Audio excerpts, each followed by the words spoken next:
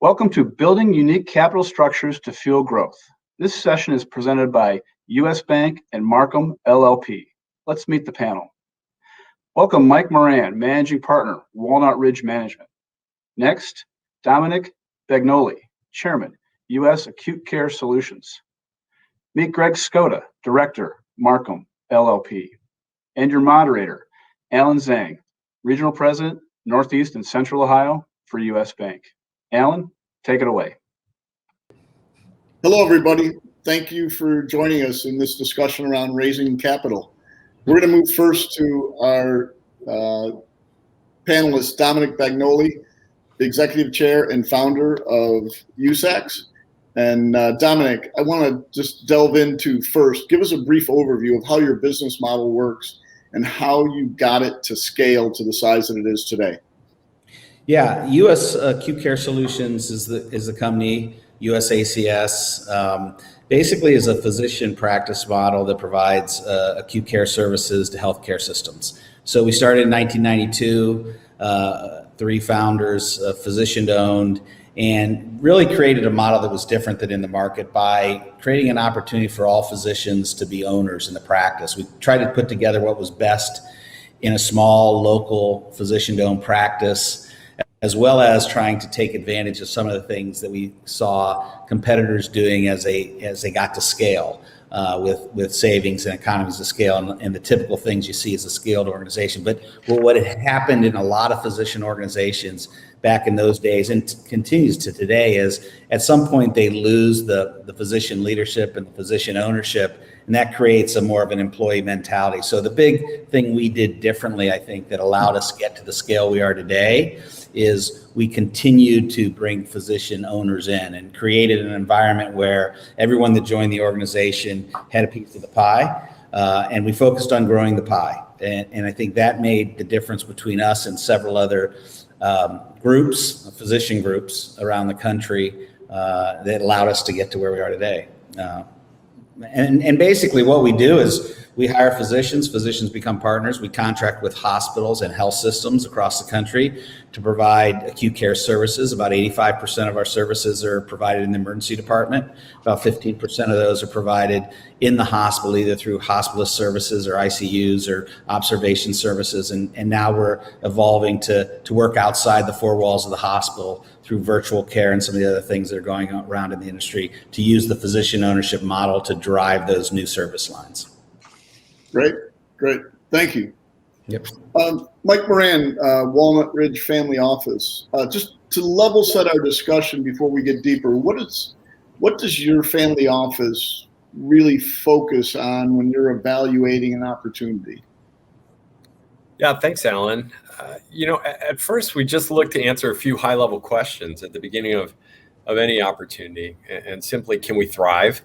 What do we bring to the situation, and what's the competitive dynamic of what we're getting into? And then it goes into where are we worried, and we look at many of the same things as other investors: industry dynamics and market exposure. We'll look at recurring revenue models and margins and growth. But the money we invest came from a family founded and owned business, right? We've owned it 75 years, so we're patient and we're long term. And given the capital we invest, it's ours, so we don't have any pressure for liquidity. So we really look at the strength and the dynamic of the management team as the first and most critical aspect of any investment. And as Dominic was saying, it really resonates. If you can have a model that has strong alignment, strong engagement, and really good competencies in that team, then no matter what is thrown at a business, the team together will be able to get through it. And so it's critical for us to back people and then provide the resources for the team to thrive and grow. The other thing that we do that's a little different, I think, in our model, and this is, I came from 2 decades in investment banking and private equity, but we're really values-based to our approach and interactions. And we look at ourselves as learners, not knowers. So we're constantly asking questions and trying new things, seeking insights from everything, from anyone, and sharing our learnings. And we're big on making sure that, there's no little fiefdoms, there's no pockets of inefficiency on how we communicate, because that's just never going to create a great outcome. And so I think that collective is what differentiates us. And Dominic's business model is fantastic. He seems to have solved so many of that, or so many of those things as they kind of got through and grew to where they are today. Right. And you're clearly in a position where you can be very choosy.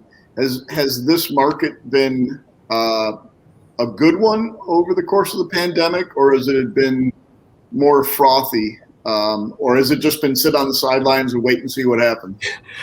The market's been, it's nuts. It's crazy, as everybody on this call will attest to. The strength of the M&A markets is almost at an unprecedented level right now. And it's backed by many of the things that are driving the positive aspects of the economy pre-pandemic. Going through the pandemic, I think people realized they tightened up. We did something as an economy and a nation that has never really been tested in this way, in this dynamic. We said, in 4 months, change your business model, pull people into home, execute without any road bumps, and make sure that you can keep all of your team dynamic and culture in place. And so many businesses did it successfully that they rebounded quickly, and you're seeing it today. So that is key.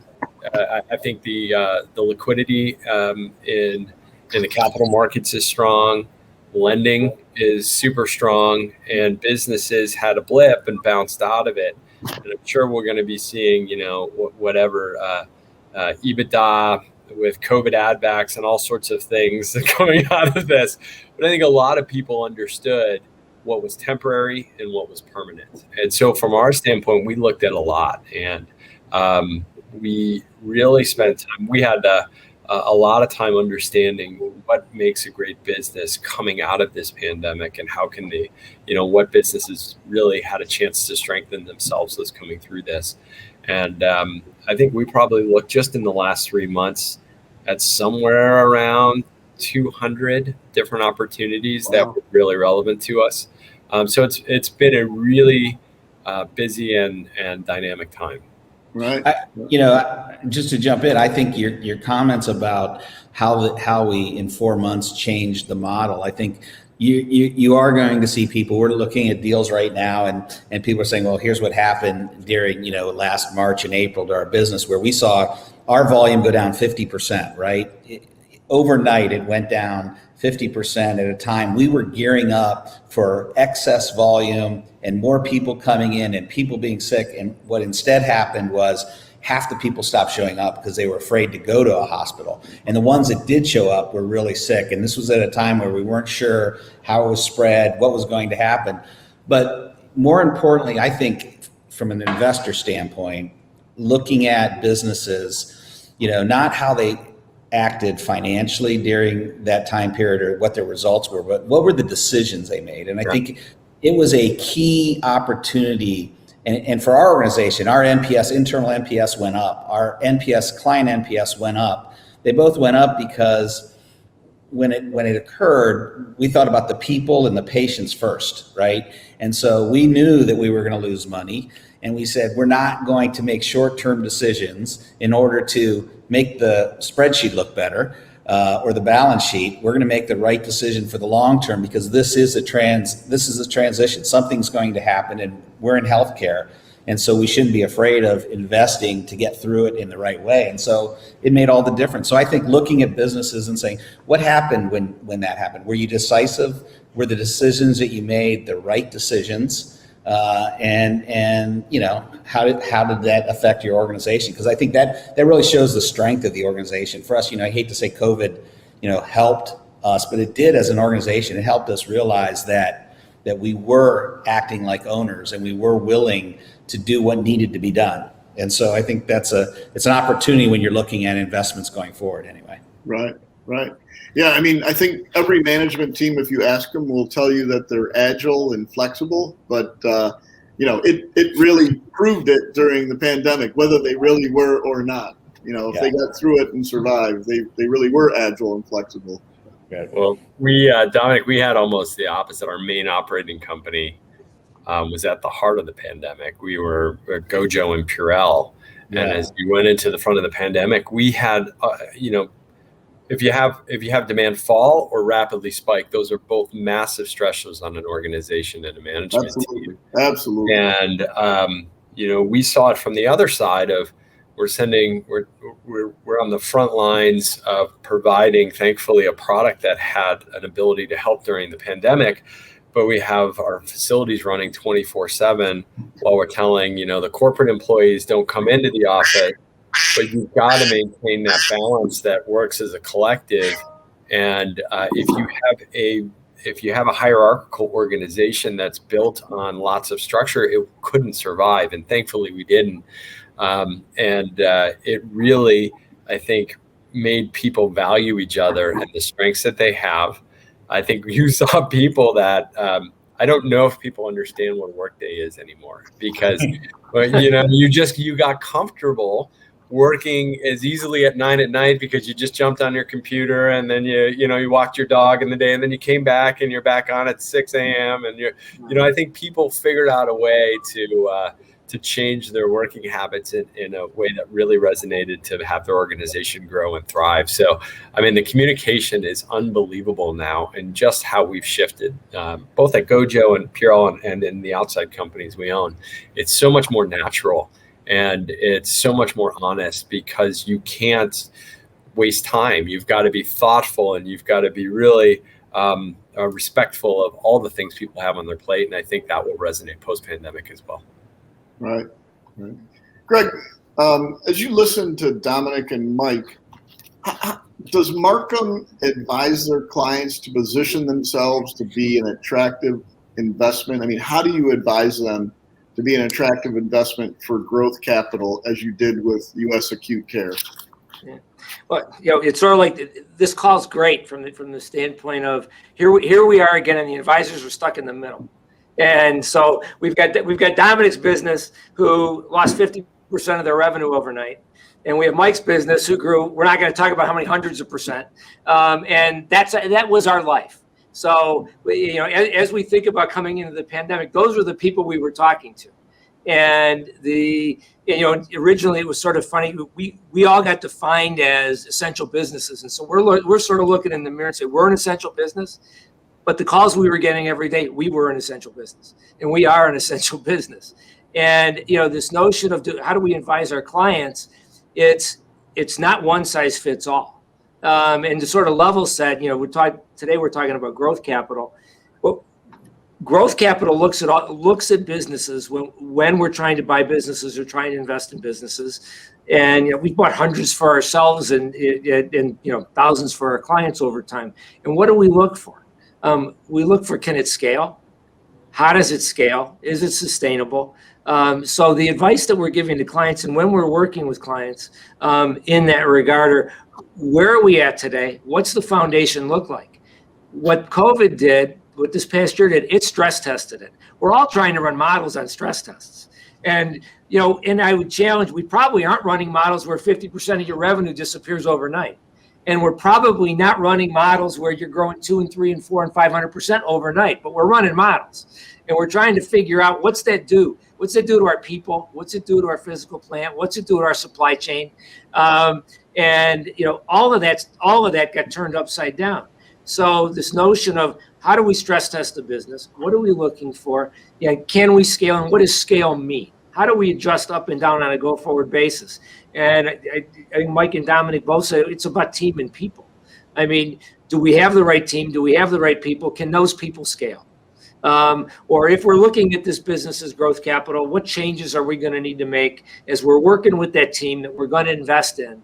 And are we aligned? Are we aligned in making the same modifications to the business so that on a go-forward basis, we can all get to where we want to get to?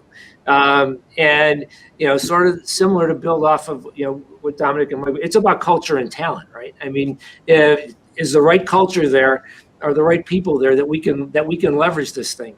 While supply chain meant very different things to the folks we have on the call and the folks we have in the virtual room, participating with us today, supply chain, what are we, 15 months later, 18 months, it's still it's more screwed up now than it was then. I mean, things are not moving. If they're moving, they're moving irregularly. Things that used to happen in 30 days aren't happening in 120 days. People can't make commitments. And what we're seeing from a pricing standpoint in a lot of businesses is it's going through the roof. I mean, the commodity pricing, whether it's lumber or it's steel or, it's hydraulic fittings or whatever it happens to be. I mean, you're seeing things go up 5, 10, 15% in a week. And then in consecutive weeks. And so, what we look like as we go through this, we've had the ultimate stress test. And, at the end of the day, when we're looking at these businesses and we're trying to position a client to help grow their business, and we're looking at all of these things, none of these clients or none of the folks that we work with are any better than their customers. And so while we may have the greatest business you may think you have the greatest business in the world, if your customer base can't buy it, if they can't get it, and your supplier base can't ship it, you're not in business. And you're not in business the way that you want to be. So I think this whole notion of what can we look like, how do we scale, where do we scale, when can we scale, is critically important to growth capital. And so it's really making sure we've got the team, the people, and the processes in place so that we can go to the market and take advantage of probably some of the things we're going to talk about in a little bit, about sources for growth capital and the types of investors and how they differ from a growth capital perspective, because they want different things. And we have to be ready to sort of find the right partner in that regard. So, to that point, Greg, I mean, what you're saying basically is the advice that you provide, it's different if you're going for a bank revolver versus if you're going for a PE injection, or if you're going for sub debt, or if you're going for any other type of mezzanine debt. You're gonna help that client position themselves a little differently, because there's a different view that's going to come. That's a different prism that those investors are going to look through. Yeah, maybe I'll even throw it back. And so on this call, I mean, we find capital for folks. Dominic finds capital for folks. You, Alan and Mike, you are capital. And while in some cases Dominic isn't, so, but what's the bank look for? And Mike, as the family office, what are you looking for? If you're going to invest your capital in these businesses, what are a couple of the key things for you, Alan, first, and then maybe Mike, and what are you looking for in this?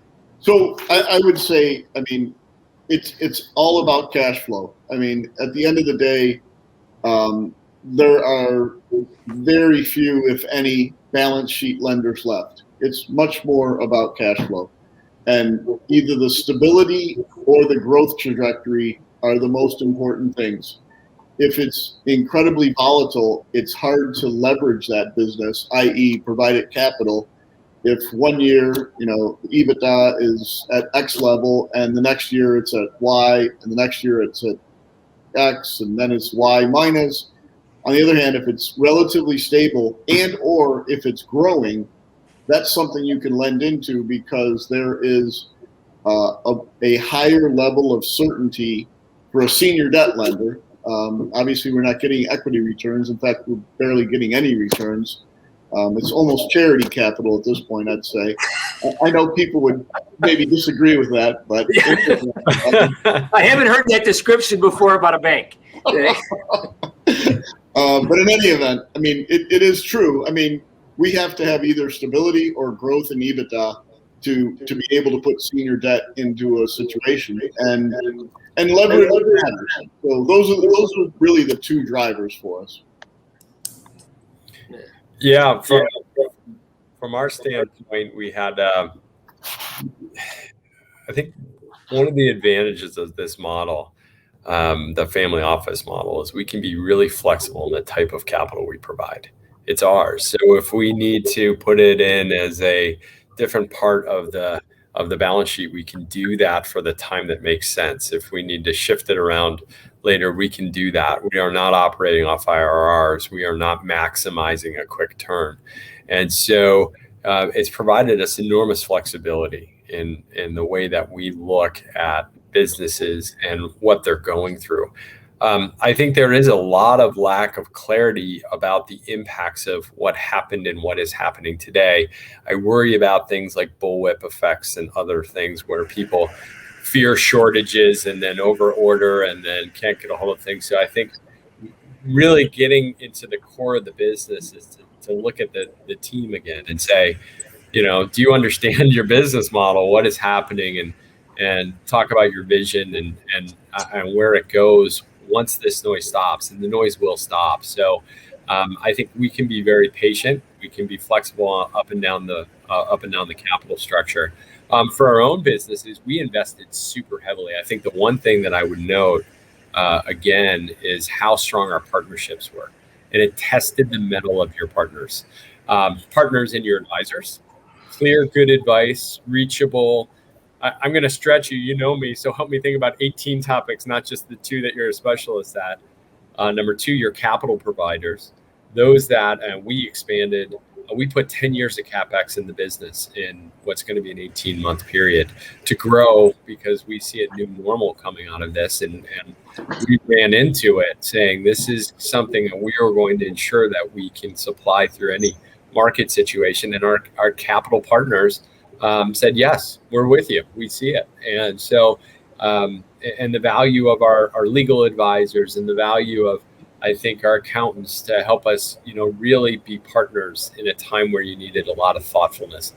So when we looked at the business models that we're investing in, we tried to be the same. We tried to say, how can we take our experience as operators, our experience as investors, and be a partner to you? Because we're going to be thinking of things, and you're going to want a lot of voices in the room, and you're going to have to put egos up and to the side, and you're going to have to make sure that you really understand where the market is going in this scenario, so you can get the right position in place. Thanks, Mike. Dominic, just shifting back to you for a minute. You recently did a incredibly complex balance sheet restructure. But before delving into that, can you share how you approached raising capital back in the early days of U.S. acute care? I'm sure it was different than it is today. Yeah, it was different for sure. I mean, our organization started as 3 of us in a room saying we could staff a couple EDs. In fact, I still remember it was early 90s when we the first time we took capital is we went to the local bank and said we needed a couple $1 million, and they said, yeah, no problem. 3 doctors, you'll sign on it personally, right? Yeah, no problem. We need your wives to sign too. And I still remember bringing the paper home and saying, hey, sign this. And my wife said, what was it? I said, I'll tell you later, just sign it, right? And she says, no, tell me what it is. And I said, well, we're just borrowing some money. So, we started like everyone starts a business, right? And betting on yourself and saying, I got this. This is not a problem. And then we moved from that into simple local bank financing and grew the business, started to grow it rapidly. We had rapid growth. We had great cash flow. Emergency medicine is not going away. Healthcare delivery is not going away. And patients, come in 365, 24, 7 days a week, 24 hours a day, 365 days a year. And so it was easy to get banks to finance our business, right? And we had great models, but every 2 or 3 years, and Greg probably remembers this because Michael and Greg were involved from the very beginning, but every 2 or 3 years, the bank we were with, we would outgrow them. We would just frankly outgrow them. They said, we can't do more than 5 million. We can't do more than 10 million. We're like, well, find a new bank. And we did that 4 or 5 times. And then really got to a point where we got to size and scale that we were able to fund most of the growth internally. And we still use debt a little bit. And then there was this great opportunity or a major opportunity, I would say in 2014, 15, when, there are 2 public companies in our industry. They had both come back and been taken private. There were a bunch of groups out there that were similar to ours that were physician owned across the country. We were probably the largest of the lot. But they did not want to sell their business. There was an opportunity to sell. Physician groups in our industry had two options: stay independent, fight the good fight, take the risk going forward, or sell their practice to one of the large competitors and become employees. Well, physicians who decided to build their own groups, take the risk, entrepreneurial spirit across the country, that was a tough decision to make, to sell the practice. Right. So we came up with this idea that if we could create a third option, a differentiated model where physicians would join together and take cash and stock. We did no transactions, 100% cash. Every transaction required physicians and their groups to take at least 25 to 30% stock. We could create a model that was a third option, right? You don't need to sell. You don't have to go to loan. Come together, join into this group. And we did 15 acquisitions. We funded that through a private equity investment. And so we went through a process in early 2015 and met with everyone. And maybe if we had found a family office that was more flexible with cash, we would have went with them. But at that point, we Come on over. Talk to you later. You're the next stage. No, we basically partnered with a great private equity firm who knew healthcare very well, Welsh Carson. Great partner from 15 till just recently, really helped us do exactly what we wanted to do. We allowed physicians to stay as majority shareholders. The physician ownership never went below 58%. At the close, when we bought Welsh Carson out, it was at 65%. And that was because transactions, we were bringing more physician shareholders in. And we were able to grow the business from about 300 million in revenue to over $1 billion, do 15 acquisitions, and get the company into a spot where it was, profitable, doing well, but there was still more to do. And so recently, the most recent transaction, we can get into that later, was just the fact that we were 5 to 7 years in. We were 6 years in exactly with the Welsh investment. They typically 4 to 7, 5 to 7. So they were at the end of their investment cycle. And we saw a great opportunity coming out of COVID to actually grow again, because groups that had remained independent, some of them were struggling financially.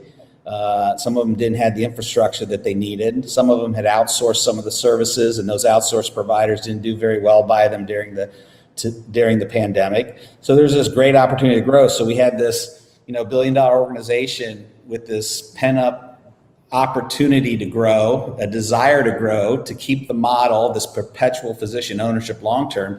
And we had a financial partner who was a great partner for 6 years, but they weren't at the same stage we were. And so we had to find a way to do the next transaction. And that's what brought us to the discussion, last August, like, hey, it's time. And then we went out and did this last deal. So we've been through all of it, from, local bank to bigger bank to growing through the thing. And every time, we got too big for someone, we said, why don't you sure? And, every time, we just can't, this is our limit. So we go find someone else and take them out and keep growing. So we've had a little bit of it all. Right. Thanks. A couple of headlines from there. One is I'm glad to hear that bank that started you on your trajectory. That oftentimes that's the best, cheapest, most efficient way, honestly, for entrepreneurs to start, because Sure. We're not taking equity. We're just giving you capital. And, that's the reality of what we do. Our job, in the, business banking space, commercial banking space, whatever, is to create opportunities for entrepreneurs to become rich. That's how we look at it. I mean, at the end of the day, we're providing capital. We're gonna earn something, but at the end of the day, we're providing capital to help people become rich. If they have a very good business, they will. The other thing that was a headline for me was, the reason you were able to do that is you had excess free cash flow. I mean, you had cash flow that you were able to represent, and that was what was able to have those multiple senior debt lenders step up and say, yes, we can be the next person to provide you growth capital. because each one of them, whether they were, as you grew through them, was providing you growth capital. And then lastly, the thing I would say that it's a huge takeaway for people is when you moved to PE, you found a PE firm that was experienced in your space, not just someone that had the biggest multiple and the biggest number to give you. They knew healthcare, and that makes a huge difference. We've seen where there's a mismatch between the company and the PE firm where they don't understand the industry, and their view and the investments view is way different. So you guys did it right all the way through. Absolutely. Well, I think the if you're building something and the organization is built from a perspective of where you're going to be in 5 and 10 years, not just looking for an exit or where you're going to be in 1 to 2 years, I think it's easier to make those right decisions. So it was an easy decision for us. We had higher bidders in 15. We had higher bidders, but it didn't make any sense because they weren't going to be able to add in the boardroom. They weren't going to be able to help us kind of as we thought about, scale and building more infrastructure and the investments in that and the right time to make them. And, frankly, the 15 or 16 deals we did, every one of those deals, those groups had higher bidders. I mean, they could have taken more money. And that's why it created this environment where every group that joined us ended up taking 20, 30% stock, not all cash, betting on the long term of the organization and taking less to be part of an organization because of the structure and the culture and the vision of what we're trying to do. So it was easy when we were doing M&A because, the group either said, that's exactly what we want to do, or they said, how much room do you have on your multiple? Right. When they were asking those questions, we were like, if that's what you're really looking for, I'll give you the phone numbers you need to call. But, it was very helpful to make the right deals done, and we didn't do the wrong deals. Right. So, Mike, as you listen to Dominic's path, how does that dovetail with what you talked about earlier with what Walnut Ridge is looking for in terms of, the word you used, I believe, was alignment? Yeah, a lot of things that Dominic said resonated with me. I think the number one theme is there is a lot of capital out there. And if you're looking for a partner or a payday, you've got to figure out what your goal is for the organization. And a partner is somebody that is going to bring more than just dollars to the table. And you've got to think of this, as Dominic puts it, this destination mindset. Where are you going to be in 5 and 10 years? And then come backwards and get the structures in place to allow you to get there. Get a partner room that understands value is not created in a straight line. It's going to zig and a zag.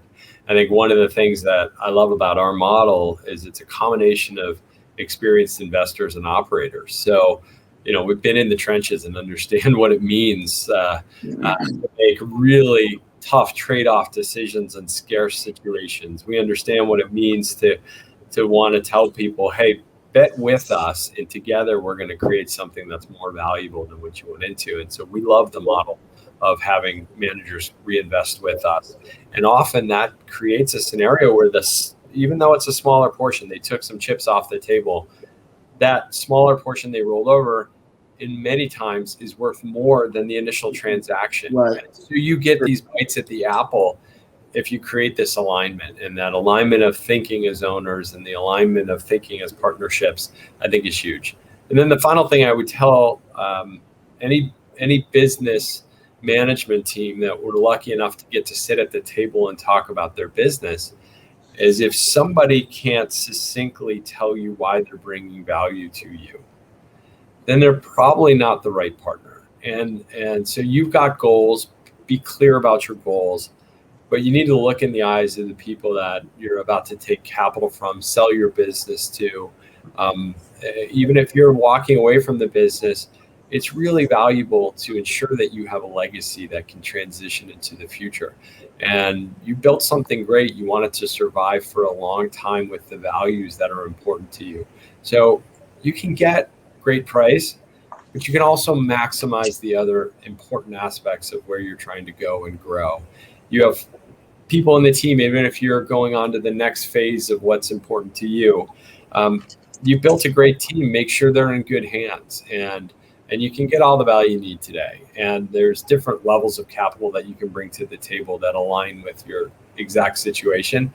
And then I think you have to be honest with your partners, your equity partners, your debt partners, and to say, okay, we may need a temporary solution here, but we've got a huge growth appetite. How are we going to get there? And that's going to change our dynamic. And then we need a longer term solution here.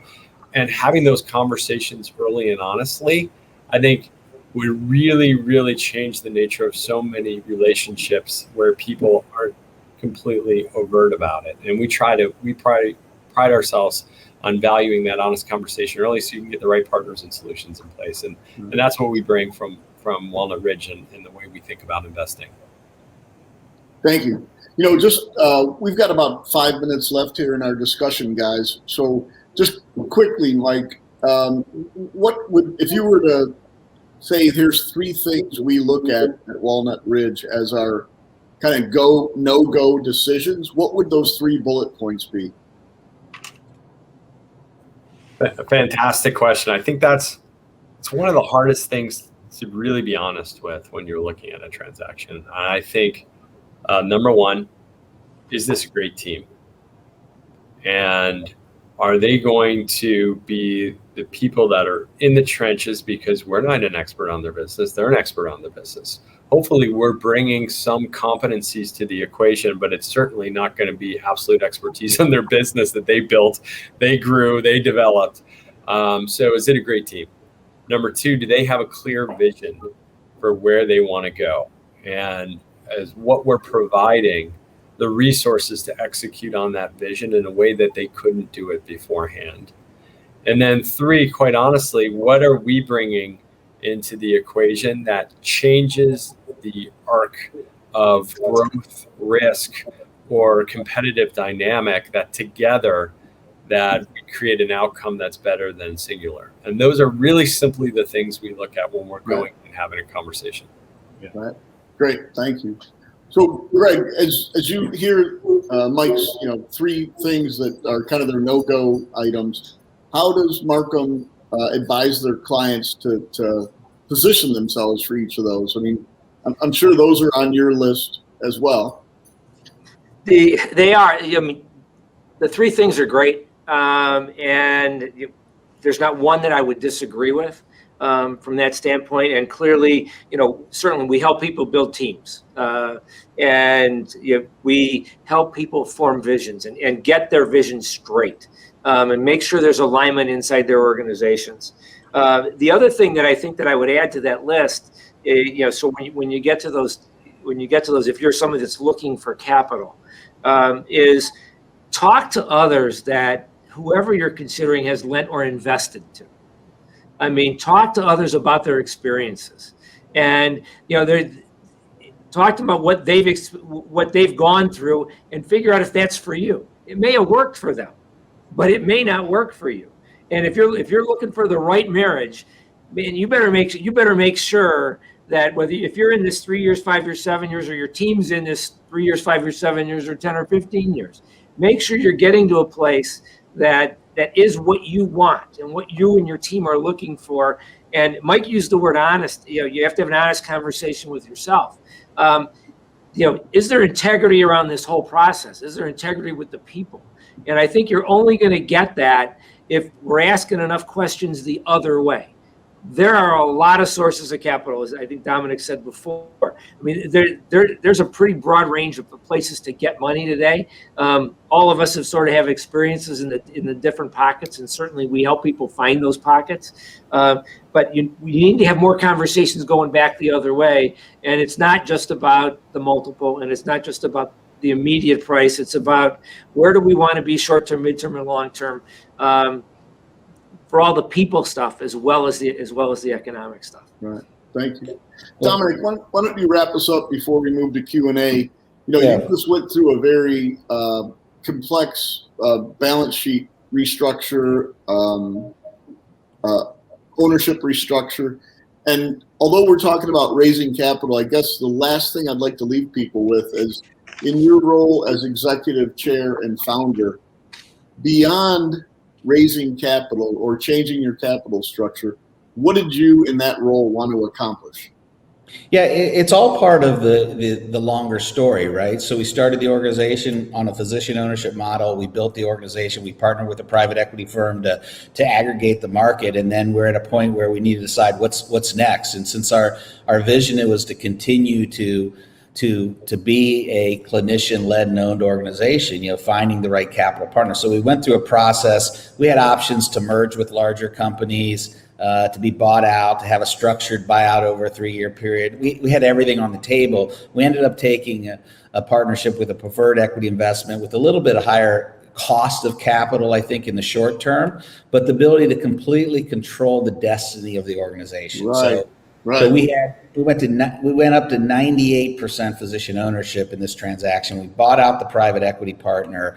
We put some extra debt on the balance sheet. But from the structure of our clinicians, we had over 250 clinicians who had tag rights and could sell 100% of their shares along with Welsh Carson.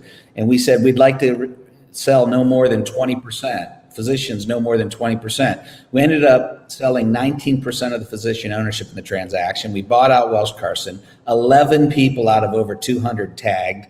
Some of them were because they were retiring or they had health issues. But in general, everyone said, this is the right structure to allow us to grow for the next 5 to 10 years.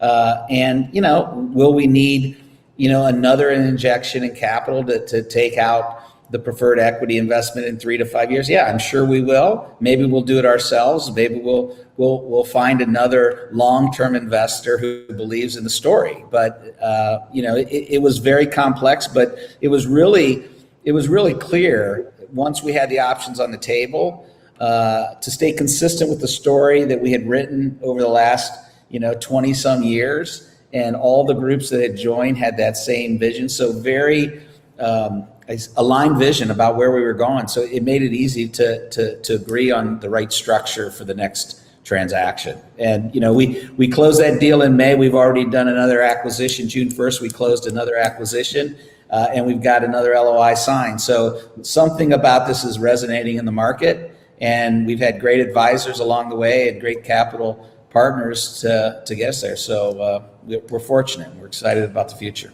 Right. Great. Well, that's our time for today, gentlemen. I appreciate all the comments. I appreciate the thoughts. We are going to move to live Q&A so our audience can ask you some further questions and get deeper into this. Great stories. So thank you all. Thank you. Thank you.